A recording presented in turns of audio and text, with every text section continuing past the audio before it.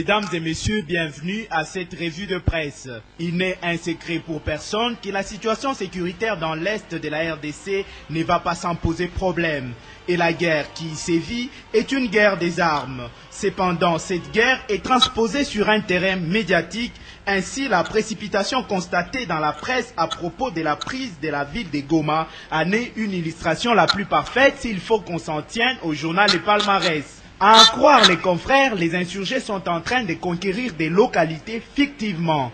Les quotidiens de conclure que la conspiration contre la RDC prend des dimensions inquiétantes. Passons au journal Les Phares qui se trouve être intéressé par les attitudes incongrues de Kagame. Les confrères mentionnent sur sa couverture « Assassinat de Laurent Désiré Kabila, Paul Kagame accusé ». Les quotidiens se posent la question de savoir qui est le véritable assassin de Laurent Désiré Kabila. Cette question revient sur la sellette à la lumière des récentes déclarations du général dissident rwandais Kayumba Nyamwasa en rupture des bancs avec le régime de Kigali dont voici la teneur. Lors d'une réunion des chefs militaires, Kagame a dit que nous devrions nous débarrasser de Kabila. La Gazette de l'Orient fait écho du gouvernement qui exclut toute possibilité de dialogue avec les M23.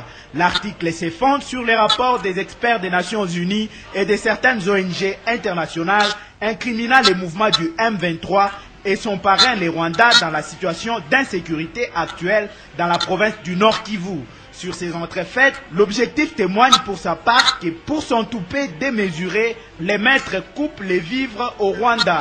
Les bi-hebdo renseignent que l'écriture était sur le mur pour ceux qui savent lire l'air du temps.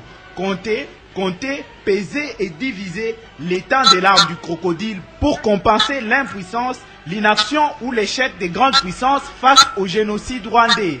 Les fonds de commerce de Kagame est révolu. Sur les registres de la francophonie, l'observateur indique dans son édito qu'il n'est donc pas question de penser à une quelconque délocalisation de cette grande messe des pays ayant en commun la langue française. Un point de vue que l'auteur justifie par le fait que nous n'avons qu'à entendre des conversations en français entre certains Quinois et à lire certains papiers des stagiaires dans des rédactions pour déclarer sans peur d'être contredit que la langue française est en difficulté dans notre pays.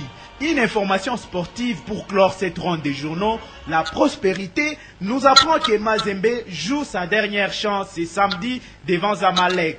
La Concert fait savoir que les quarts de finale de la Ligue des champions d'Afrique entrent ce week-end dans leur 3e journée. Les journaux de poursuivre que les Égyptiens sont arrivés à Lubumbashi depuis mercredi 1er août à 10 h. La délégation est composée de 35 personnes, dont 20 joueurs. Ils ont pris connaissance du stade TP Mazembe hier jeudi 2 août dans la soirée.